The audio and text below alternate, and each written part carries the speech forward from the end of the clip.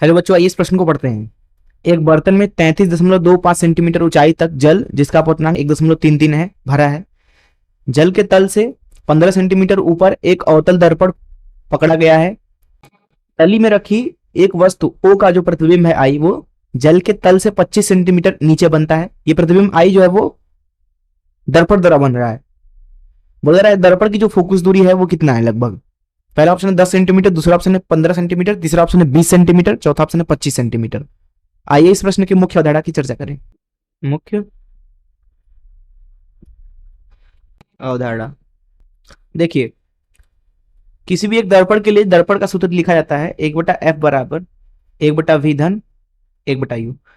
किरण की दिशा में नापी जाने वाली सारी दूरियां जो हैं धनात्मक ली जाती हैं, और किरण के विपरीत नापी गई दूरियां ऋणात्मक ली जाती हैं। एफ है फोकस दूरी, वी है प्रतिबिंब की दूरी, और यू है वस्तु की दूरी। कहां से? दर्पण के ध्रुव से। तो ये पहला सूत्र आप समझे। दूसरी चीज यहां पे ये समझिए कि मान लीजिए ये कोई एक दो माध्यमों को अलग करने वाली दीवार है। नीचे जो है एक माध्यम है जिसका अपवर्तनांक मान लीजिए कि μ1 है। वहीं जो ऊपर माध्यम है उसका जो अपवर्तनांक है वो μ2 है। जो यहाँ पे μ1 है वो मान लीजिए ज्यादा है μ2 से, अर्थात μ1 सघन है, μ2 विरल है। यहाँ पे एक वस्तु रखा हुआ है मान लीजिए O, जिसकी सतह से जो गहराई है इस तरीके से है, वो मान लीजिए कि h है। और कोई इधर से मान लीजिए देख रहा है वस्तु को, अगर तो वस्तु उसको यहाँ पे नहीं दिखेगी। बनाते हैं यहाँ पे उसको किरण आरेख बनाते हैं। एक किरण इस तरीके से ले जाते हैं वस्तु से अभिलंबवत, तो बिना ही मुड़े हुए सीधे निकल जाएगी, क्योंकि आपतन कोण क्या होगा? 0। वही दूसरी किरण ले जाते हैं इस तरीके से, तो क्योंकि ये किरण जो है वो सघन माध्यम से विरल माध्यम में जा रही है, तो वो अभिलंब से दूर हटेगी इस तरीके से। अगर आप यहाँ पे देखें ध्यान से, तो अब जो वस्तु का प्रतिबिंब है वो यहाँ पे बन रहा है, और जो बाहर से व्यक्ति देख रहा है इसको, उसको लगेगा कि वस्तु जो है वो दरअसल h नहीं बल्कि h डैश गहराई पर है। यह h डैश गहराई आभासी गहराई है वस्तु की, जो बाहर से आपको दिखेगी। उदाहरण के लिए अगर आप एक सिक्के को किसी पानी में डाल दें तो सिक्का थोड़ा सा उठा हुआ दिखता है, यही कारण है उसका। यहां पे अगर हम उस चीज का सूत्र लिखें तो h डैश भागे h ये बराबर होगा। देखिए इसको आप ऐसे याद रख सकते हैं कि h डैश कम है, h ज्यादा है, तो h डैश भागे h 1 से कम होना चाहिए। तो यहां पे क्या होना चाहिए? इधर अगर हम अपवर्तनांक का अनुपात लिखेंगे तो वो भी 1 से कम होना चाहिए। तो ऊपर छोटा अपवर्तनांक लिखेंगे, नीचे बड़ा अपवर्तनांक, तो μ2 भागे μ1। तो इस चीज का यहाँ पे हम इस्तेमाल करेंगे। तो इस मुख्य उदाहरण से चलिए प्रश्न को हम हल करते हैं। देखिए स्थिति ऐसी दी गई है, वस्तु जो है वो यहाँ अंदर है रखा हुआ O, सतह से कितना 33.25 सेंटीमीटर दूर पर। बोला रहा जो दर्पण के द्वारा प्रतिबिंब है I, वो बन रहा है सतह से 25 सेंटीमीटर नीचे। देखिए जो दर्पण है उसके लिए जो वस्तु की दूरी है सतह से यहां से, वो बदल जाएगी। जैसा कि यहाँ पे आप देख सकते हैं कि वस्तु जो यहाँ पे था, लेकिन बाहर से देखने पे वो h डैश दूरी पे दिख रहा है। तो दर्पण के लिए अगर हम वस्तु लिखना चाहें, वस्तु की दूरी यहां लिखते हैं दर्पण हेतु वस्तु की सतह से दूरी, अगर हम दर्पण के लिए क्या करें, वस्तु की सतह से दूरी निकालना चाहें, सतह मतलब ये जो जल का सतह है वहां से, तो हम मान लेते हैं कि सतह से वस्तु जो है वो x दूरी पर होगा। तो यहां पे हम लिखेंगे x भागे वास्तविक गहराई जो कि है 33.25 बराबर हवा का अपवर्तनांक बाहर 1 भागे पानी का अपवर्तनांक 1.33। तो यहां से आप देखेंगे कि जो x आ रहा है वो आ रहा है 33.25 भागे 1.33। इसका जो मान है वो आएगा 25 सेंटीमीटर के बराबर। तो जो वस्तु की आभासी गहराई है दर्पण के लिए वो 25 सेंटीमीटर है। तो अगर दर्पण के लिए u लिखना चाहें तो वो कितना हो जाएगा?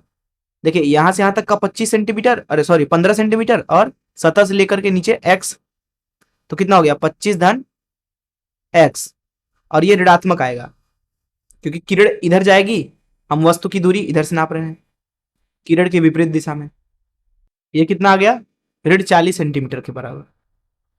तो हमें दर्पण से वस्तु की दूरी पता चलेगी, क्योंकि जो ये आभासी वस्तु की गहराई है x सतह से, वही उसके लिए वस्तु का काम करेगा। अब जो अंतिम प्रतिबिंब है वस्तु का, वो दरअसल सतह से 25 सेंटीमीटर दूरी पर बन रहा है। परंतु आप ध्यान से अगर सोचें तो जल की वजह से यहाँ पे जो दर्पण के द्वारा बनाया गया प्रतिबिंब है उसकी वास्तविक स्थिति ये 25 सेंटीमीटर नहीं होगी, ये तो आभासी स्थिति है। वास्तविक स्थिति कहीं ऊपर होगी। यहाँ पे मान लीजिए सतह से L दूरी पर, तो इसको हमें निकालना होगा। देखिए कैसे निकालेंगे। मान लीजिए दर्पण से जो प्रकाश की किरणें हैं वो इस तरीके से आ रही है, मान लीजिए यहाँ पे मिलने की कोशिश कर रही हैं, यहां से परावर्तित होकर इस तरीके से, और इधर से भी ये परावर्तित किरणें आ रही हैं इस तरीके से। परंतु क्या होगा, यहां अपवर्तन के पश्चात वो मुड़ जाएंगी, क्योंकि बाहर जो हवा है विरल माध्यम और अंदर क्या है, पानी है नीचे सघन माध्यम। तो ये क्या करेंगी, अविलंब की तरफ झुकेंगी और ये कुछ इस तरीके से यहां आई पे जाके मिलेंगी, इस तरीके से आई पे। लेकिन जो प्रतिबिंब है वो वास्तविक रूप में L नीचे बनना चाहिए था। पुनः हम यहाँ पे L का मान निकालेंगे, तो यहाँ L जो है वो छोटा है, भागे 25 बराबर 1 भागे 1.33। तो यहां से आपको L का मान मिलेगा, अर्थात दर्पण के द्वारा वास्तविक जो प्रतिबिंब बना है उसकी सतह से दूरी वो है 25 भागे 1.33। ये कितना है, 18.8 सेंटीमीटर के बराबर। इसलिए अब हम बोलेंगे जो दर्पण के द्वारा प्रतिबिंब की दूरी है वो कितनी हो जाएगी, वो हो जाएगी L, ये L धन ये वाली दूरी मतलब 15 सेंटीमीटर।